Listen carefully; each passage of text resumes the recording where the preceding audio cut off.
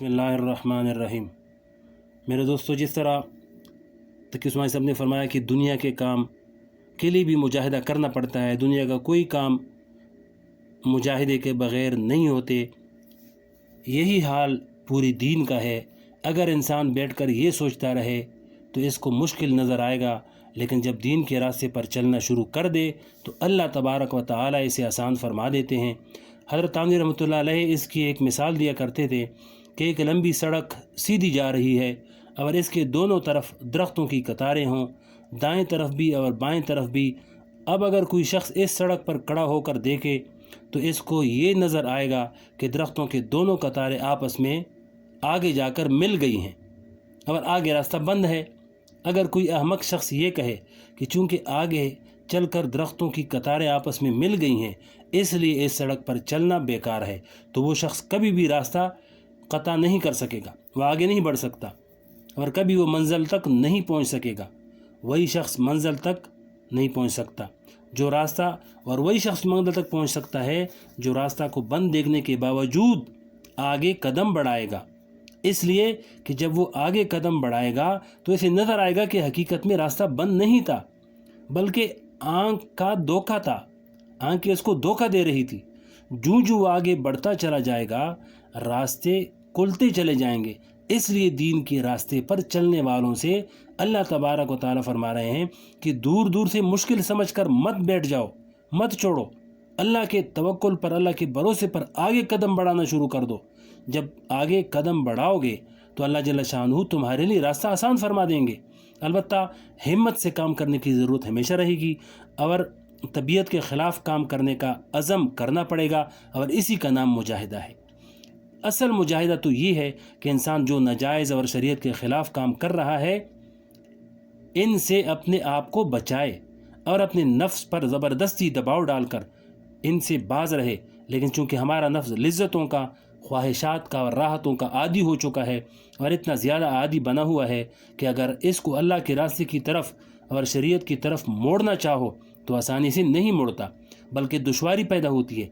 इसलिए इस नफ्स को राम करने के लिए और अल्लाह के बताए हुए अहकाम के ताबे बनाने के लिए इसको बाज़ मुबाह और जायज़ कामों से भी रोकना पड़ता है। इसलिए कि जब नफ्स को जायज़ कामों से रोकेंगे तो फिर इसको लिज़्ज़तों को छोड़ने की आदत पड़ेगी और फिर इसके लिए नाजायज़ उमूर से बचना भी आसान हो जाएगा। सूफिया किराम की इस्लाह में इसको भी मुजाहिदा कहा जाता है। मसलन खूब पेट भर कर खाना कोई गुनाह का काम नहीं है, लेकिन सूफिया किराम फरमाते हैं कि खूब पेट भर कर मत खाओ, इसलिए कि इसका नतीजा ये होगा कि ये नफ्स गाफिल हो जाएगा और लिज़्ज़तों का खूगर हो जाएगा।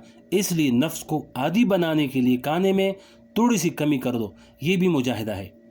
हज़रत मौलाना मोहम्मद याकूब साहब रहमतुल्लाह अलैह से किसी ने पूछा कि हज़रत ये क्या बात है कि सूफिया किराम बाज़ जायज़ कामों से भी रोक देते हैं और इनको छुड़ा देते हैं, हालांकि अल्लाह जल्ल शानहू ने इनको जायज़ करार दिया है।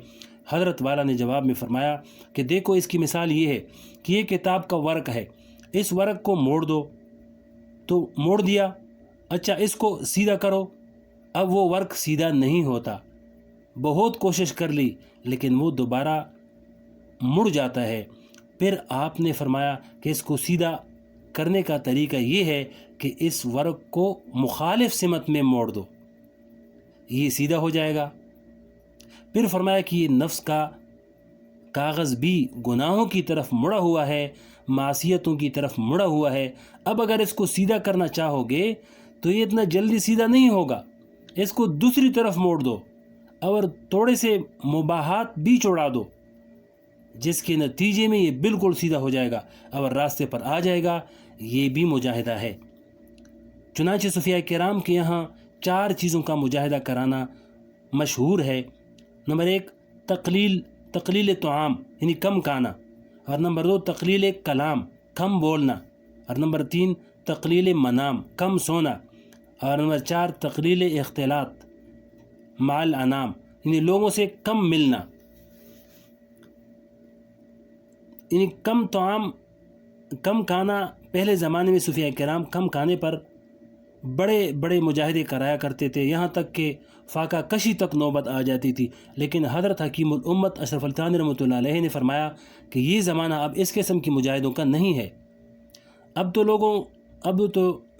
لوگوں کو ویسی ہی کمزوری ہے، اگر کھانا کم کر دیں گے تو اور بیماریاں آ جائیں گی، اور اس کے نتیجے میں کہیں ایسا نہ ہو کہ پہلے جو عبادت کرتا تھا اس سے بھی محروم ہو جائے۔ اس لیے فرمایا کہ آج کے دور میں انسان ایک بات کی پابندی کر لے تو پھر تقلیل طعام کی یعنی کم کھانے کا مقصد حاصل ہو جائے گا۔ وہ یہ کہ جب کھانا کھانے بیٹھ جائے تو کھانا کھاتے وقت ایک مرحلہ ایسا آتا ہے کہ اس وقت دل میں یہ تردد پیدا ہوتا ہے کہ اب مزید کھاؤں یا نہ کھاؤں، کچھ اور کھاؤں یا نہ کھاؤں۔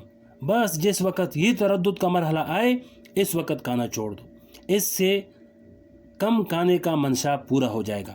اور جو یہ تردد پیدا ہوتا ہے کہ مزید کھاؤں یا نہ کھاؤں، یہ عقل اور طبیعت کے درمیان لڑائی ہوتی ہے، کیونکہ کھانا کھانے میں مزہ آ رہا ہے تو اب نفس یہ تقاضا کر رہا ہے کہ کھانا تھوڑا سا اور کھا لوں، کھانا کھا کر مزہ اور لے لوں، اور عقل کا تقاضا یہ ہوتا ہے کہ اب مزید کھانا مت کھاؤ، اب مزید کھاؤ گے تو کہیں بیمار نہ پڑ جاؤ۔ نفس اور عقل کے درمیان یہ لڑائی ہوتی ہے، اور اس لڑائی کا نام تردد ہے۔ لہذا ایسے موقع پر نفس کے تقاضے کو چھوڑ دو اور عقل کے تقاضے پر عمل کر لو۔ یہ مضمون میں نے حضرت والد ماجد مفتی محمد شفیع صاحب رحمۃ اللہ علیہ سے اور حضرت ڈاکٹر عبدالحی صاحب رحمۃ اللہ علیہ سے کئی بار سنا اور مواعظ میں بھی پڑھا، لیکن بعد میں ایک ماہر ڈاکٹر کا مضمون نظر گزرا جس میں لکھا تھا آج کل لوگ اپنے بدن کا وزن کم کرنے کے لیے طرح طرح کے نسخے استعمال کرتے ہیں۔ کسی نے روٹی چھوڑ دی، کسی نے دوپہر کا کھانا چھوڑ دیا۔ آج کل کی اصطلاح میں اس کو ڈائٹنگ کہتے ہیں۔ یورپ میں اس کا بہت رواج ہے۔ یہ چیز وہاں وبا کی طرح پھیلی ہوئی ہے۔ اس کا مقصد یہ ہوتا ہے کہ جسم کا وزن کم ہو جائے، اور خاص طور پر خواتین میں اس کا اتنا رواج ہے کہ گولیاں کھا کر وزن کم کرنے کی کوشش کرتے ہیں، اور بعض اوقات اس میں مر بھی جاتی ہے۔ اس کے بعد وہ ڈاکٹر صاحب لکھتا ہے کہ میرے نزدیک وزن کم کرنے کا سب سے بہترین طریقہ یہ ہے کہ آدمی نہ تو کسی وقت کھانا مستقل چھوڑے اور نہ روٹی کم کرے، بلکہ ساری عمر اس کا معمول بنا لے کہ جتنی بھوک ہے اس سے تھوڑا سا کم کھا کر کھانا بند کر دے۔ اس کے بعد اس ڈاکٹر نے بائن ہی یہ بات لکھی کہ جس وقت کھانا کھاتے ہوئے یہ تردد ہو جائے کہ کھانا کھاؤں یا نہ کھاؤں، اس وقت کھانا چھوڑ دے۔ جو شخص اس پر عمل کرے گا اس کو کبھی بدن بڑھنے کی اور معدے کی خراب ہونے کی شکایت نہیں ہوگی، اور نہ اس کو ڈائٹنگ کرنے کی ضرورت پیش آئے گی۔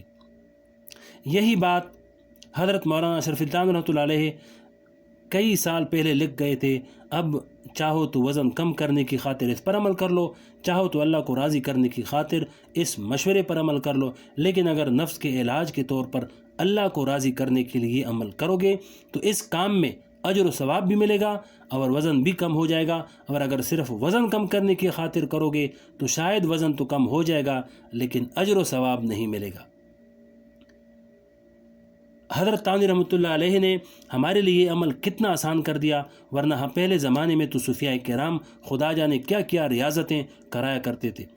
صوفیاء کرام کے ہاں لنگر ہوا کرتے تھے، اس لنگر کے اندر شوربہ بنتا تھا۔ خانقاہ میں جو مریدین ہوا کرتے تھے ان کو یہ حکم ہوتا تھا کہ جس کے پاس ایک پیالہ شوربے کا آئے تو وہ اس شوربے میں ایک پیالہ پانی ملائے اور پھر کھائے، تاکہ نفس کو لذت گیری کا قید سے آزاد کیا جائے۔